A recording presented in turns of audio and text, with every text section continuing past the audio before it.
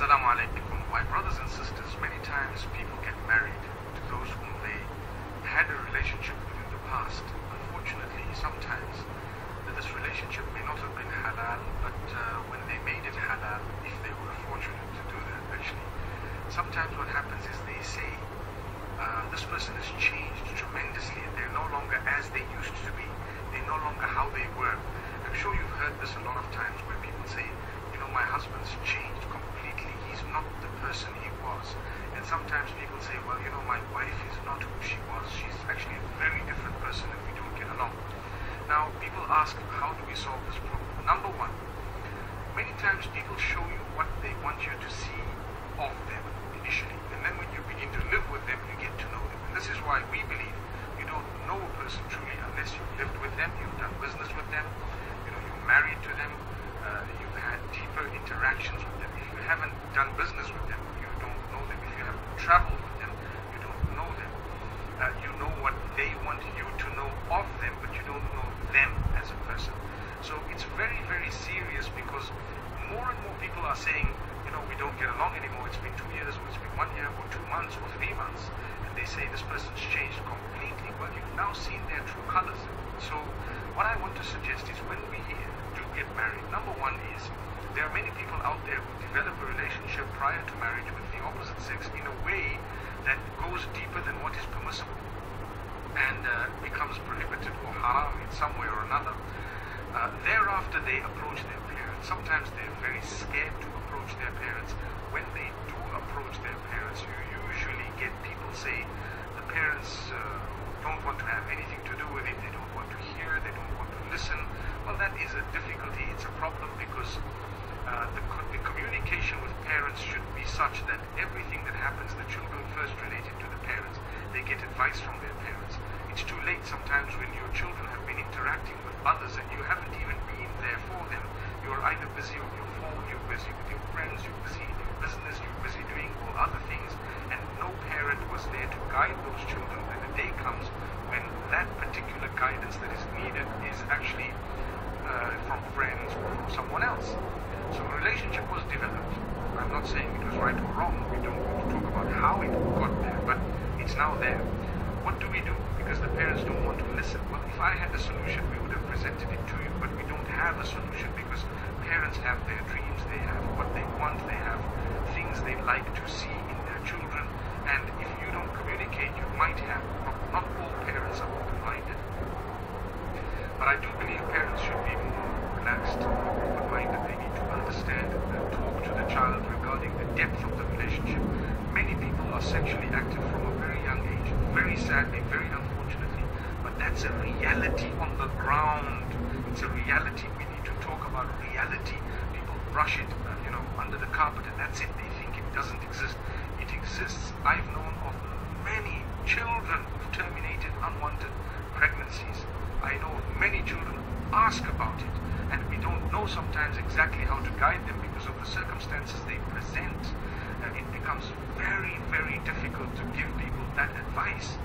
So when you have a child who's telling you, I want to marry this person, and they happen to be a person you didn't really think the child would be interested in, first find out how deeply related, how deeply connected they are, how serious they are.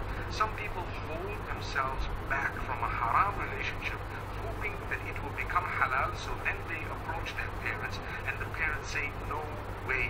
But they desperately want it to be halal, and the parents are not facilitating that halal.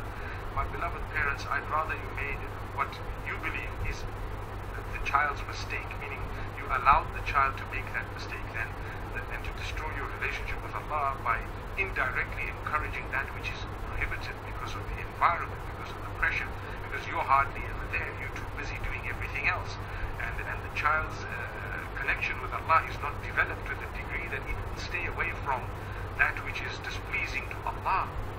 Children's connection is not that grand with Allah subhanahu wa ta'ala.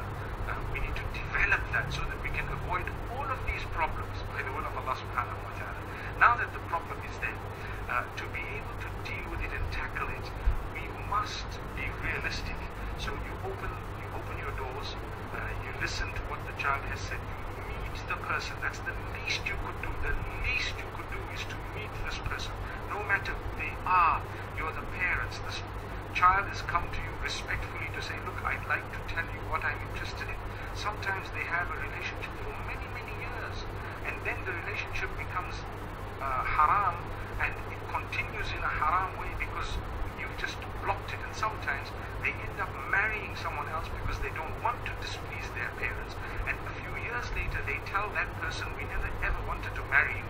We were in love with another party altogether. It's happening. It's very dangerous.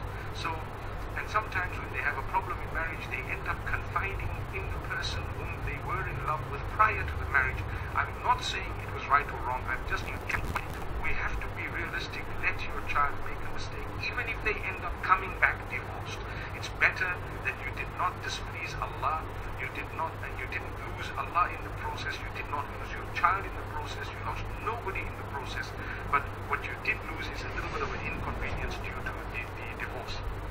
And we normally tell people, you don't have to plan to have children for 2 years at least until you really know each other. There's nothing wrong from an Islamic perspective to hold on having children when there is uncertainty in that marriage, or when you don't know for a fact that this person is the one who's definitely going to be a very brilliant father of my children, because of the factors we face today on earth.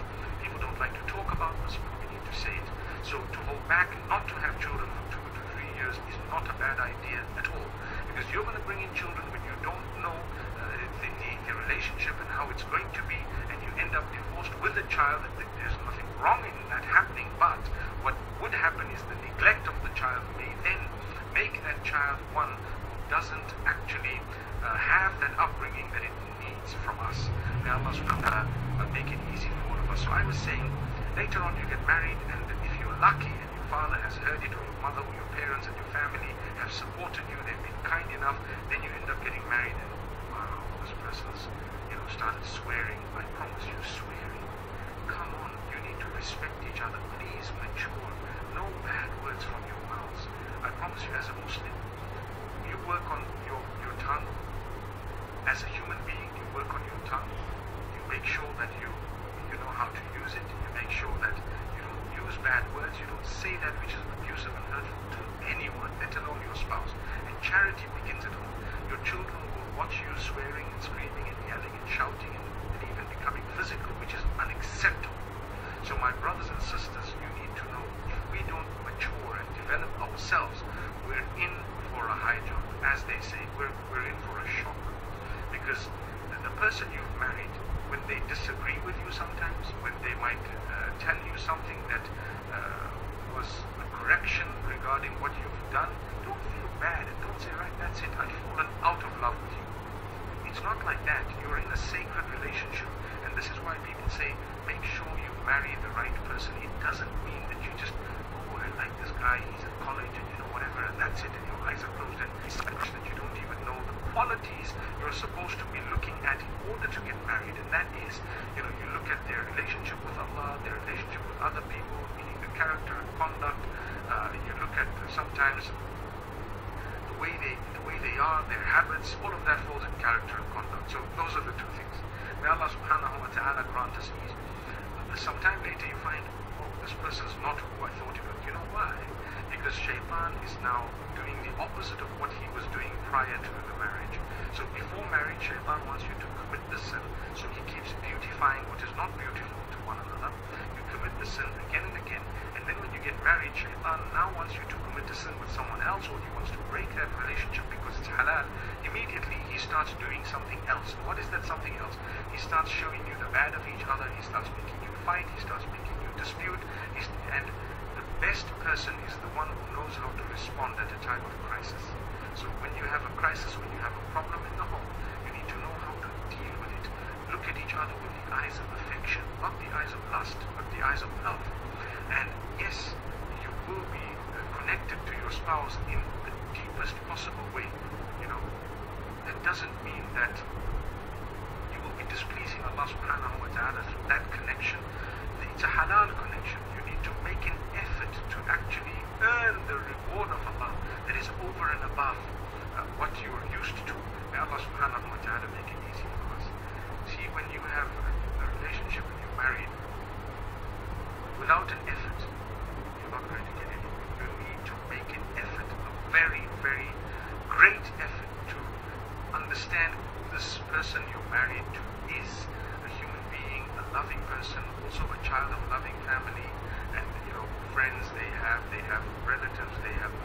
situation they have.